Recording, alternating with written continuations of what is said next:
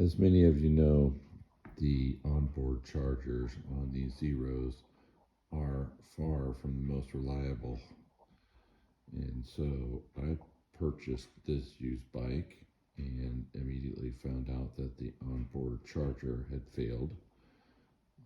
The person I bought it from was very good in helping me with the purchase of my new charger.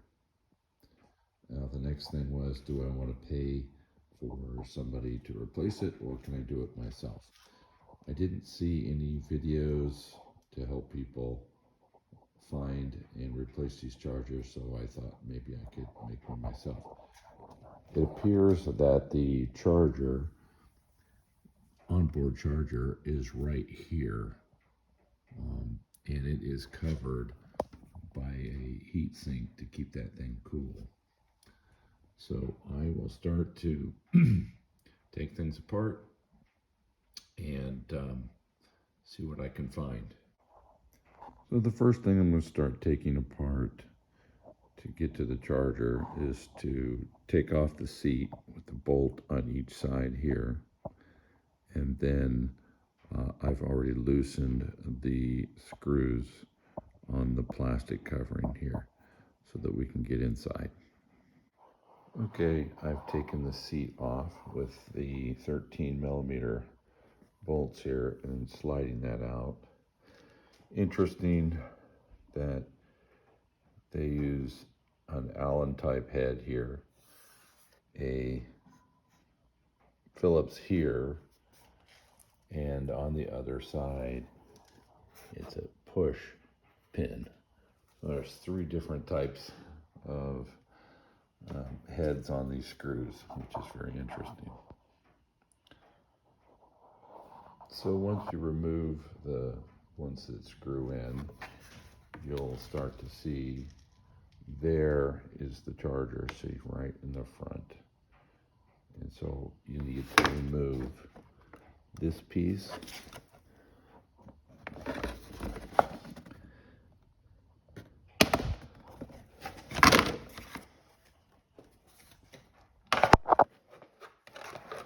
And we'll see if we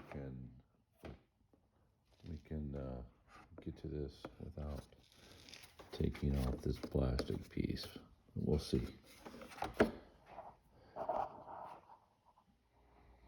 So I'm sure it was intuitive that you had to take both of those covers off to get to it. And it appears that yes, this front piece needs to come out as well, because the connector or the bolt that bolts this in on the bottom, it's going to have to be accessed through here. So there are 2 hex type screws here and here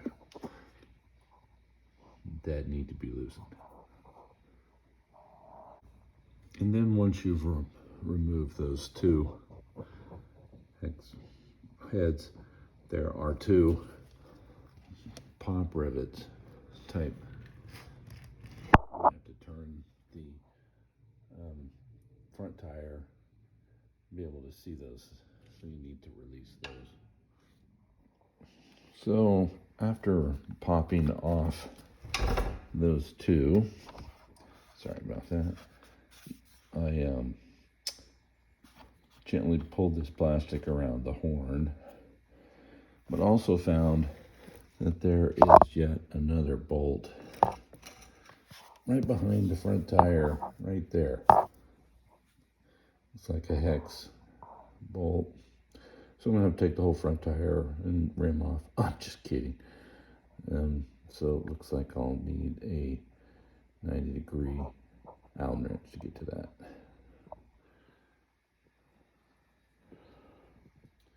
Well, after I played with that a little bit, I decided I needed to take the front fender off, which is just, if you look under there, and there's 4 bolts to take off, and then I can get to that screw. It's actually right here. You can't see it. it's Phillips head. So, you know, we'll use hex here, we'll use some clips here, some Phillips here. Yeah, quite the selection of fasteners.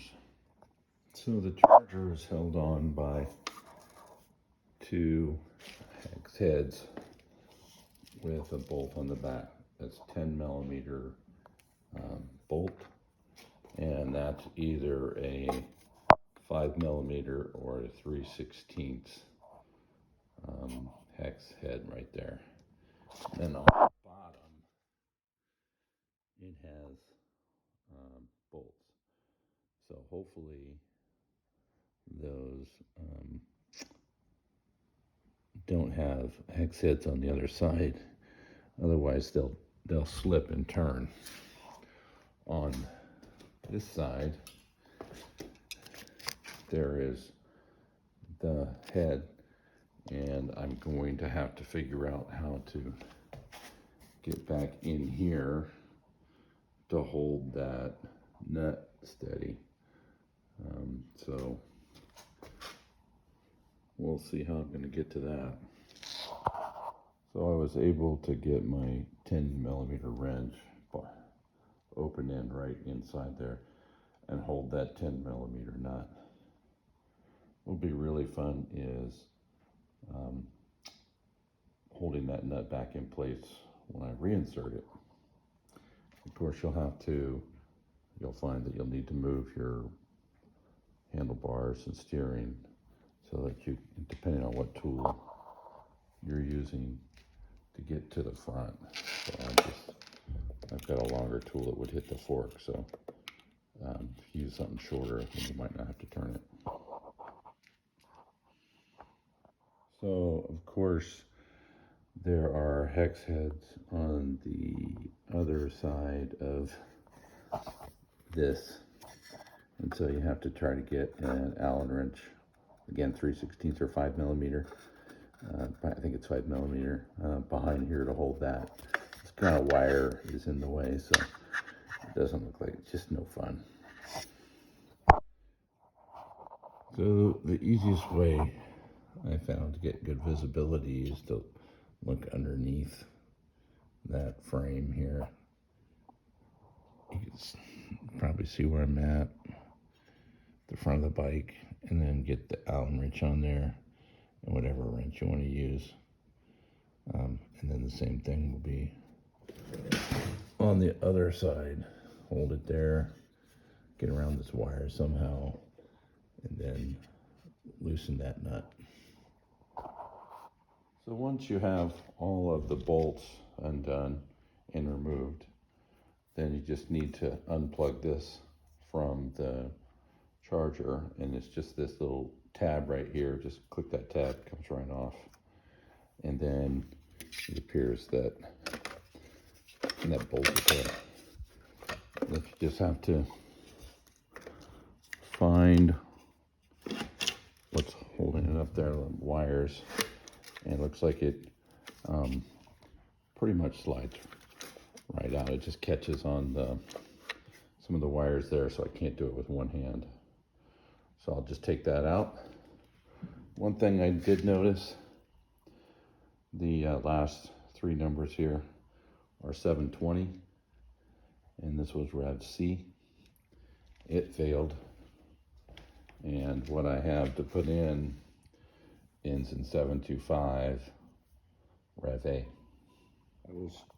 I was just looking over everything before I put it back in, and I did find an extra bolt down in there. Not sure where that came from.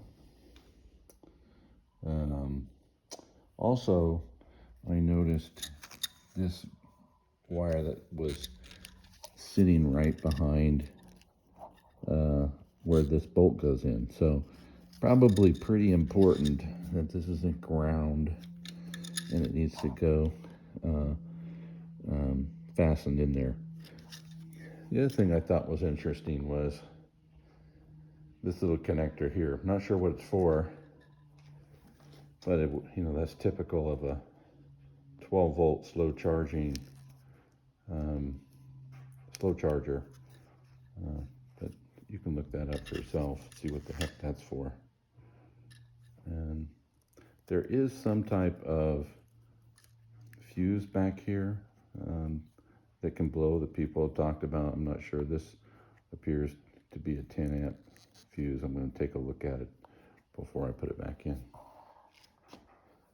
Well, I took the cap off of that, and obviously that's not a fuse. It says accessory 10 amp.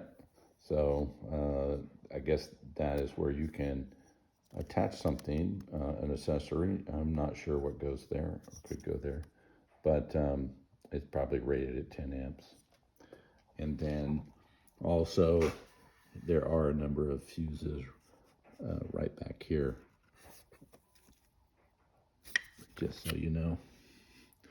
That looks like a really good time to try to find and replace a fuse when it goes out.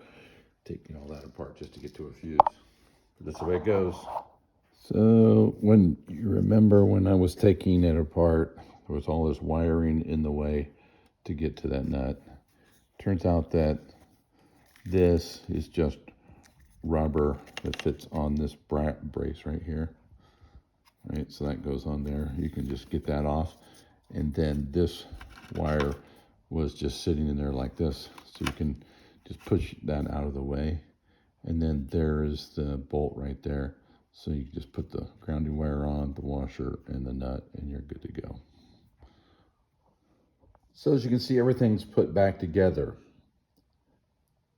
When I was getting ready to install the new charger, I quickly took the connections that are on the bike, plugged them into the new charger before I inserted it, connected it to the electricity, and lo and behold, I was getting the same indication on the bike and the app that I was getting before, and that is that the time to charge was 0 and it would not take a charge. It turns out that the problem was actually a fuse. So I put everything back together. I called the dealer. They had me bring the bike back, and they refunded me for the charger and identified that it was a fuse, fixed the fuse. Of course, they didn't charge me anymore for service. So in the end, the problem was a fuse. I know there were a lot of small little details on every little bolt and wire. I hope those were helpful to you, as opposed to just a bunch of boring stuff in the video. Good luck with your Zero FX, and hopefully you'll never have to deal with this charger thing like I did.